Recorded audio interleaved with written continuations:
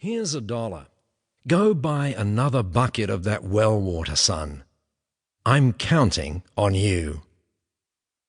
Richard was 9 years old. He felt sorry for his father and a little scared. The wealth of the family now lay in his hands with this $1 note.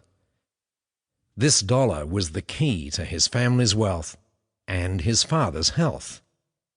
He held the crumpled note in both hands and listened carefully to his father's advice. For centuries, people in this village have made it a habit to visit the well of wealth every day without fail. "Give generously to the well, my son, and it will give generously to you in return."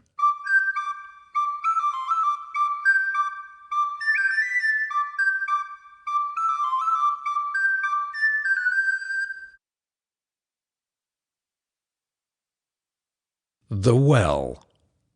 As Richard walked the path to the well, he wondered why the well hadn't given generously to his father, or to most of the other villagers, for that matter.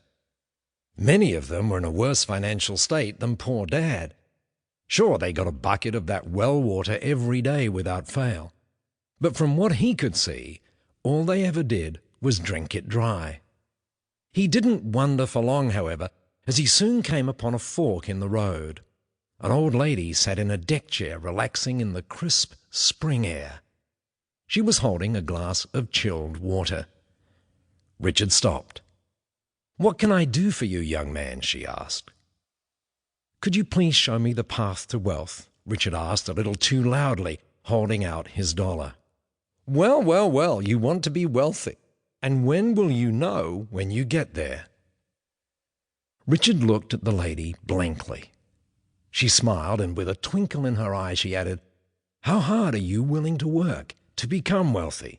"Oh, very hard," said Richard. "My dad has worked very hard all his life, and he's still not wealthy. So I guess I'll have to work even harder than him."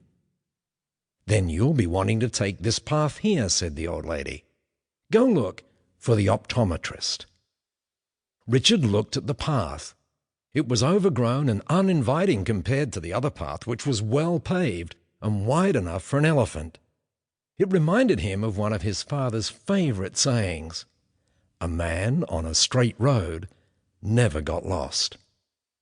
But something in the old lady's eyes made him choose to take the overgrown path. And before he left, she pulled out a little notebook and pen, and handing them both to him, she said, "Think it, ink it," and she held out her other hand expectantly. Richard looked at the $1 still in his hand. He handed it over, took the pad, and scribbled down, "Think it, ink it." It didn't sound like anything his father had ever said. He soon found himself walking down the path deep in the woods, looking for the optometrist.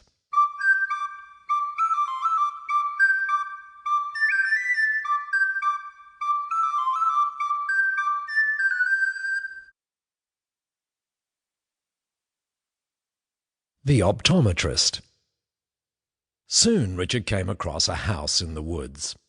In fact, it was more like a massive mansion, the size of which he'd never seen before.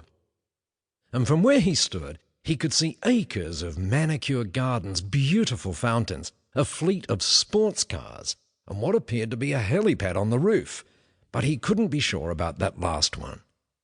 He went up and knocked on the door. A young man in a smart white frock appeared, and Richard was taken aback, but quickly collected himself and thrust out his notebook.